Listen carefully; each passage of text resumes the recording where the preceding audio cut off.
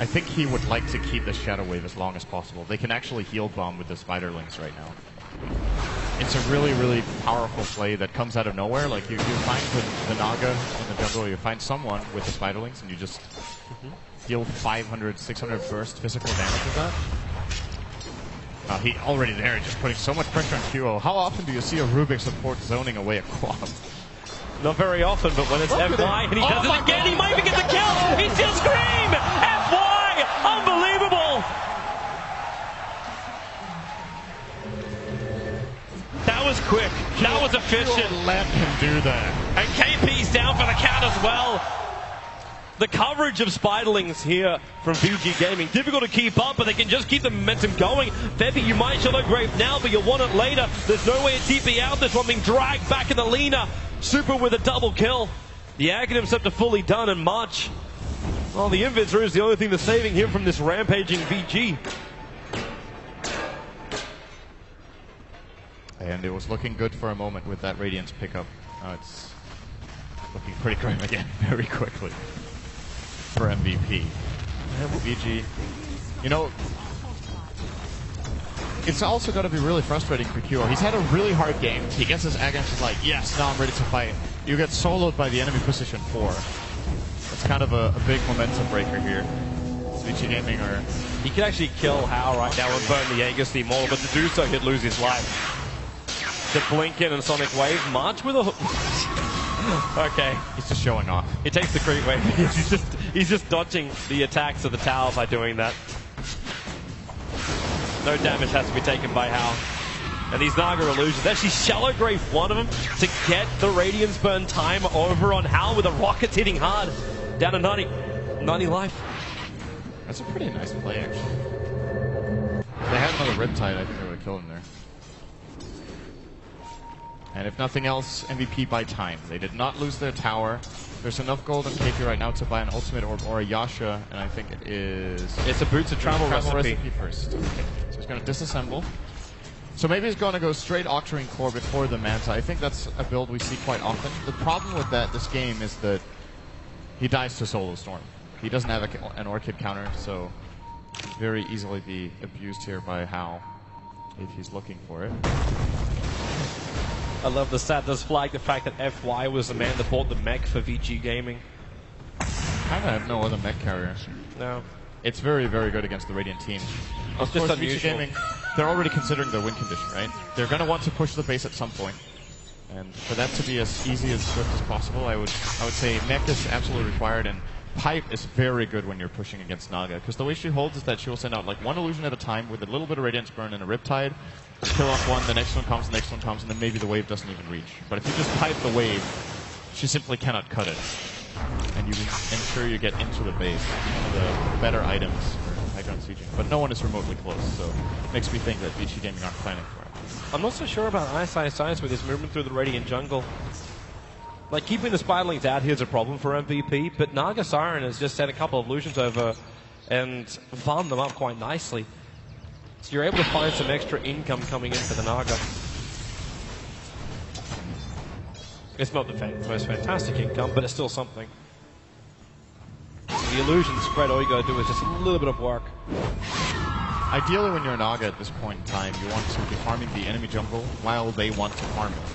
But Vici are just giving them, they don't really care so much about their own jungle right now. They're more about controlling the enemy jungle, going to the aggressive place. Here's the Orchid. Yep. How, by the way, this is when it gets really scary. The solo pickoff potential is so much higher. There's no hero on the Radiant he can't solo. He can actually literally just pick whatever hero he wants to kill and kill it if Dazzle isn't there. Or Naga with a song. He might have some issues with the Quap though. Having both the O Club and the full Aghanim Scepter. I think he can still kill it. It might be close though, you're right. It's a lot of life. Long jump, going after Nuts. Gonna drag him back. Well, you wanted a solo kill, you got one. Nuts will pop here to Hao. And that's gonna give him his 11th Bloodstone charge. The BT's got the Naga. Instant trying to force in the middle lane. The hook shot off target again from March. Ice was farming up the Radiant Ancients. And they saw it quite clearly. The Observer Ward was there, but the Ancient got in the way. And Ice going for an interesting combat group build here. I feel like Sanjay Yasha Brute doesn't get played very often. It's normally more of that more push kind of style. Yeah, or disable or the Dagon. Yep. And this could have been I think this could have been a good game for the Dagon build, but they might just be considering once again win condition. How do we high ground?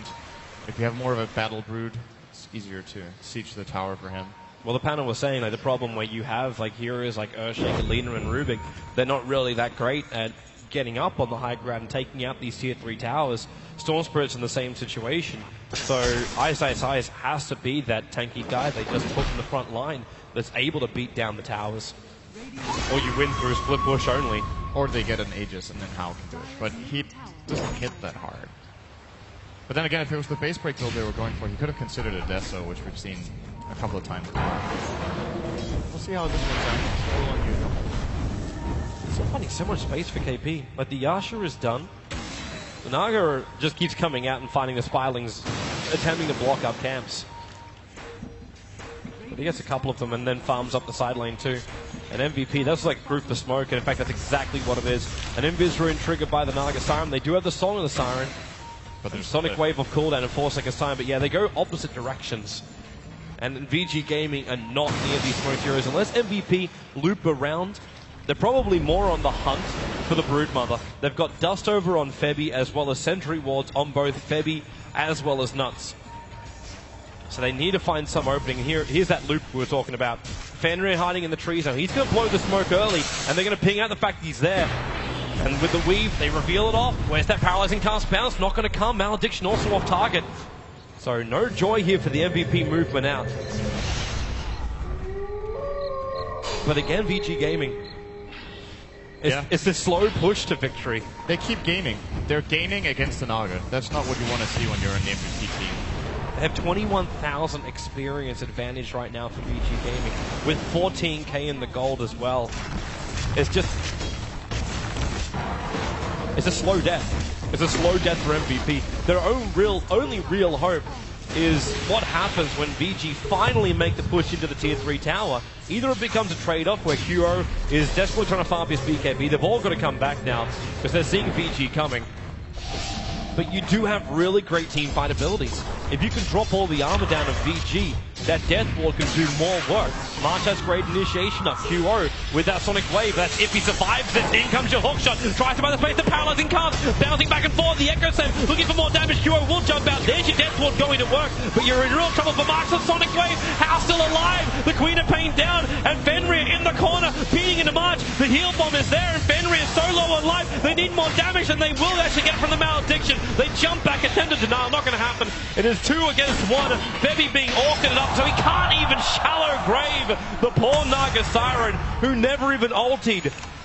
There is a buyback for the Naga Siren, but Clockwork as well as Queen of Pain are down for now. Ice wasn't even there. He's just chilling. Like, great work, everyone. He's just soloing Roshan by himself. Naga Siren, there's the buyback. This might force VG Gaming back for now. And in fact, it will do so. They're TPing out. Ice, like, please, someone come and be my friend. Come to Roshan. They got 3 kills. They force a Naga buyback. They get Roshan. 0 cost. They got a 2-2 tower. Bloodstone charges and Storm. Like, this is getting completely out of hand. And Storm, is this going to be a Lincoln Sphere as well for Storm? Or what else do we look for him to get with a casual Perseverance? Yeah, it's got it. I don't think there's a better choice for this. I was considering Lotus, but I don't really see it. Let's go for that Battle Fury. Well, he bought the Lincoln Sphere recipe, so luckily we'll avoid that one. It would probably set the Battle Fury win rate for Stone Spirit to like 100% if he wins the game with it. The stats men can have so much fun. Generally, you don't go for style points when you're playing for $1.2 million. That's a little more important than your style details. Oh, there goes your Sonic Wave, also with a Death Ward super. Just too big, however, he'll still pop from the Malediction. So Witch Doctor will claim this. He will set this up. He's avoiding the damage, but it's not possible. There goes your Bloodstone charges. Just a couple of them, however. QO tried to come back in there to get the last hit before he could suicide. But you gotta lean it down for only a short period of time. There's still a fair amount of charges there, so the death timer isn't that long. KP, he's just taking up residence inside the Dire Jungle, leaves a couple of illusions behind, then BT back to base. Let his illusions farm up the lanes instead. FY actually managed to complete an entire Greaves on this Rubik. Is there anything valuable he can purge off? I guess not. Strike. Yeah. Can't really purge anything. There's no Orchid on quad. He's going for BKB. It's all about survivability and just, I say, living through the fights. How just jumped in so deep. He's got support the Song of the Siren. It gets off. Super Digger that Light Strike array out. And KP, they want to walk back. They don't have TPs available. Those BTs are still on cooldown. That's just a flat-out misplay from Hal there. He Orchids the Naga, they kill her. And she fought back before that. This could have probably been the lane of Rax, as well. Radiant will lose their courier. Hook shot down. They find an opening. It's actually going to be FY jumping in with a scream. They say hook shot. It wasn't even the clockwork. Hal bowls over the Naga Siren, and he'll go in deeper. Orchids on Febby. The paralyzing cast. It's going to actually trigger the Lincolns. No way to bounce. And hook shot out. Now it's a real one. It's March, but FY, he's still got the Queen of Pain blink. March isolated outside the base. Laguna down, and Hal dragging Febby back. It's a double kill for Super, and this will be the opening they wanted to push up, take the tier 3 tower. And it's going to be a split push as well, as Broodmother. Ice want to prove he can be just as Naga-y as Naga, as he will pick up his own Radiance and just split push down tier 3, top and bottom.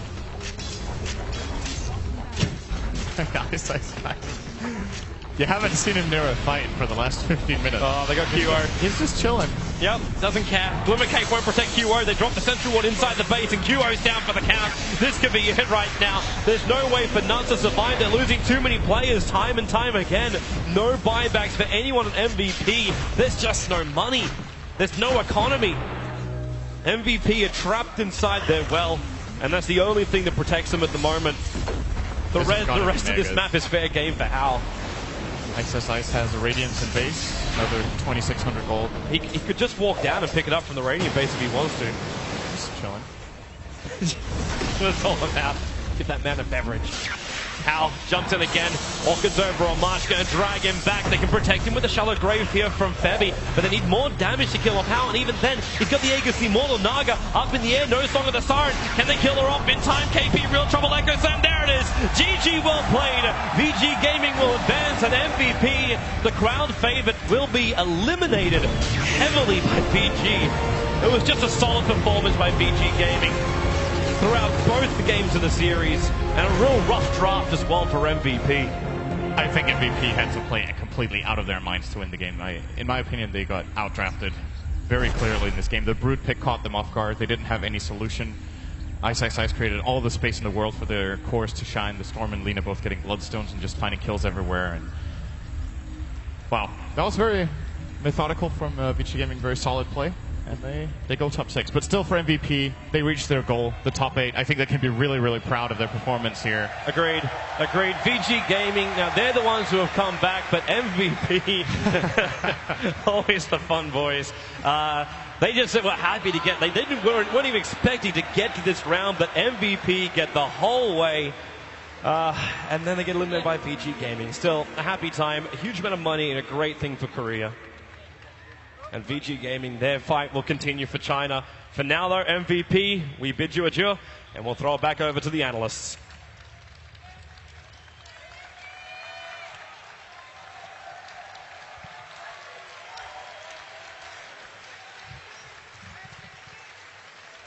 Okay, well, we've got another team through, and that team is VG Gaming. As they leave the arena, they will be back, though,